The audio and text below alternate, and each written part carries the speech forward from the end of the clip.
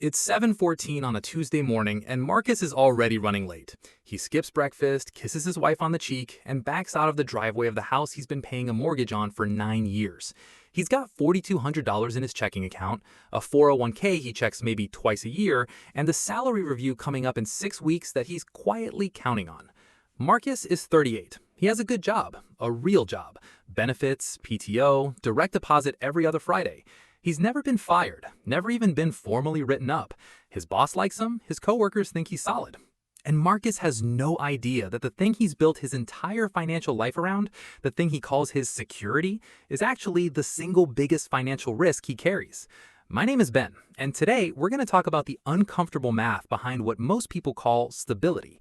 Hit subscribe if you want to understand money the way they never taught you in school, because what I'm about to show you is something most financial channels won't touch. Here's the thesis in one sentence. Your job is not a safety net. It is a single point of failure dressed up to look like one. Most people spend their entire working lives protecting their job, optimizing for job security, choosing stability over opportunity, and never stop to ask a simple question. What actually happens to my finances if this one thing goes away? Not if I get fired, not even if I quit, just what if? The answer to that question is the most important financial data point you have. And for most people, the answer is terrifying. Not because they're irresponsible, but because no one ever showed them what job dependence actually costs. Let's talk about what a job actually is, financially speaking. A job is a single income stream. One source, one counterparty, one decision maker, usually someone above you standing between you and your next paycheck. Think about what we're taught about investing. Diversify. Never put all your eggs in one basket. Don't hold more than 5% of your portfolio in any single stock. Spread your risk. Now look at Marcus's financial life. He gets 100% of his income from one company, one employer, one source. If you told a financial advisor you'd put 100% of your portfolio into a single stock, they'd look at you like you'd lost your mind. But when we put 100% of our income into a single employer, we call it stability. We call it a career. We call it success. Here's the math that should make you uncomfortable. According to the Bureau of Labor Statistics, the average American holds 12 different jobs over their working lifetime. That sounds like flexibility, but here's what it actually means. The average tenure at any single job is about 4.1 years. 4 years. That is the average length of what Marcus calls his financial foundation. And before you say, well, I've been at my company for 11 years, I'm not going anywhere, let me show you what that actually means in numbers. A 2023 study from Challenger, Gray & Christmas tracked corporate layoffs. In that single year, over 720,000 jobs were cut, and the majority of those cuts came from mid to senior level employees at companies that were profitable. Not struggling companies, not startups burning through cash, profitable companies cutting profitable employees. The reason? Restructuring, efficiency, AI, outsourcing, mergers, none of which had anything to do with whether the employee was good at their job. Marcus is a great employee. That is not the variable that matters here. Here's the concept I want you to really sit with. I call it the income cliff. Most people's financial lives look like a plateau with a sudden drop. Their income is flat, same paycheck, same direct deposit, right up until the day it stops completely. There's no gradual slope, there's no warning. There's a plateau, and then there's a cliff. When Marcus gets laid off, his income doesn't go from $6,800 a month to $5,000. It goes from $6,800 to zero overnight. And here's the thing about cliffs. The further you've walked from solid ground, the more dangerous the fall. Marcus has a mortgage of $2,100 a month, 2 car payments totaling $940, health insurance through his employer, gone the day he's terminated, a lifestyle built around 2 incomes coming in every month. His fixed costs don't know he got laid off. They keep showing up. The mortgage doesn't pause, the car payment doesn't pause, the health insurance, which was $380 a month through work, now costs him $1,100 on the open market because Cobra is one of the great financial scams of the modern era. The average American household has enough emergency savings to cover about 3.5 weeks of expenses. Not 3 months, 3.5 weeks. So when Marcus hits the income cliff, he has roughly 3 weeks before the math starts breaking down. 3 weeks of runway built on what he thought was a stable foundation. Now here's the part that's really going to sting.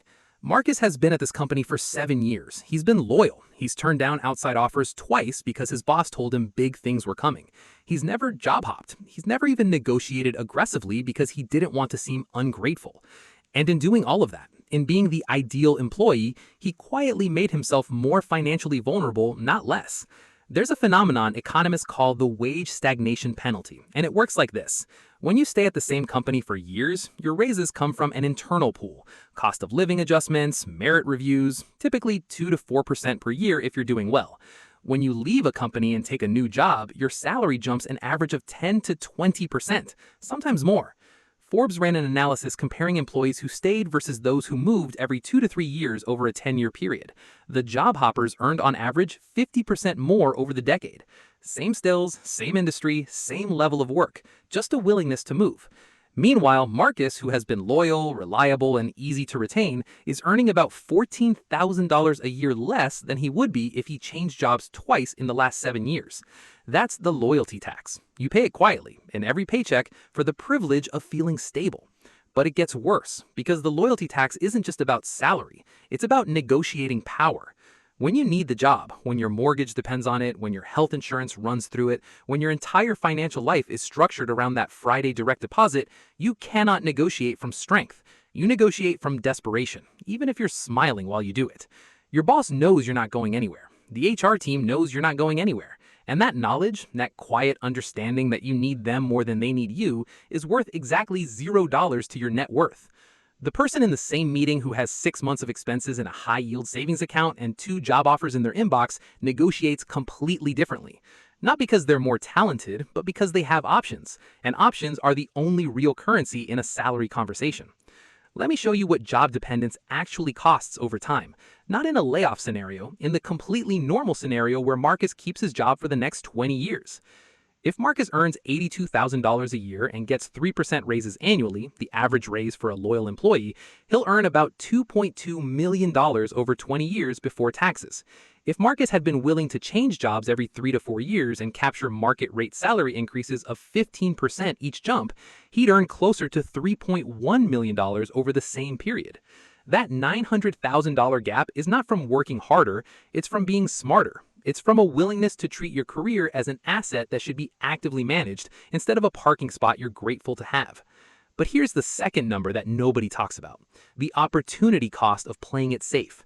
Every time Marcus stayed in a job that wasn't growing him because the benefits were good, because the commute was manageable, because leaving felt risky, he was trading optionality for comfort. And optionality is the one thing that actually builds wealth.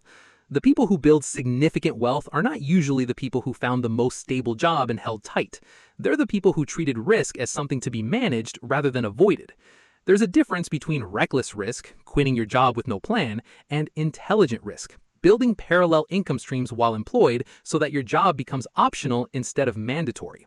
The moment your job becomes optional is the moment everything changes. So what does Marcus do? What does anyone do with this information?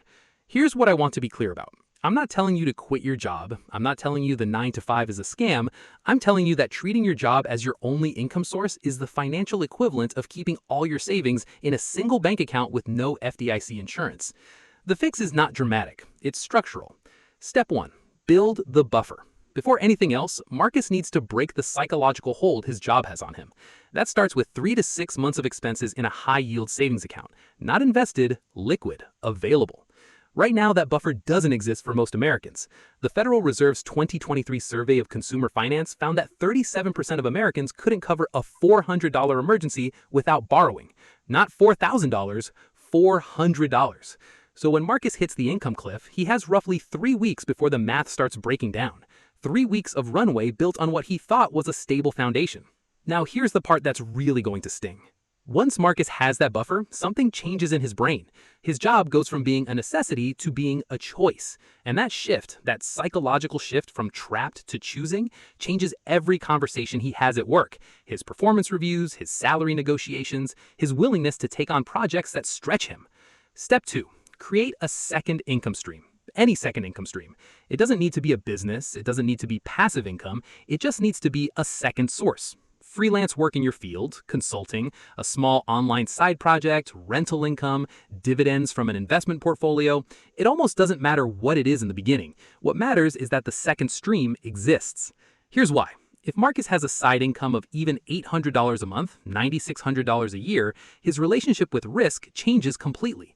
Because now, if he loses his job, his income goes from $6,800 to $800. Not zero, not the cliff. A step down, not a free fall. That $800 buys him time to breathe, to think, to find the right next move instead of the desperate next move. Step 3. Start treating your career like a portfolio. Marcus should be actively maintaining relationships outside his company, going to industry events, having coffee with people at other firms, keeping his LinkedIn updated, not because he's looking, but because he's building optionality. The people who get the best opportunities when they're ready to move are the ones who stayed visible when they weren't. The people who get desperate offers are the ones who only start networking when they need a job. By then, it's too late to negotiate from strength.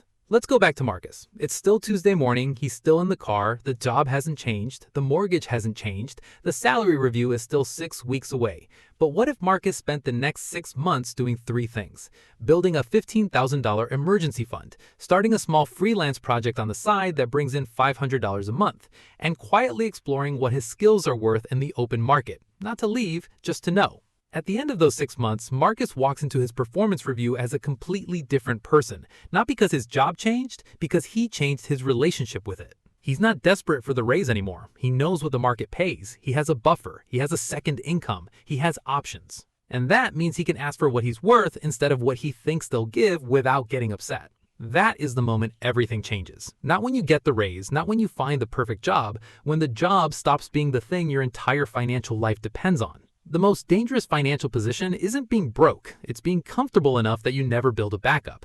Comfortable enough that one phone call from HR, one restructuring, one merger, one economic downturn can reset everything you've built. Marcus is not the problem, the single point of failure is, and the best time to fix it was 5 years ago. The second best time is this Tuesday morning before he pulls into the parking lot. If this reframed how you think about your job and your money, do me a favor, share it with someone who needs to hear it. Subscribe, and I'll see you in the next one.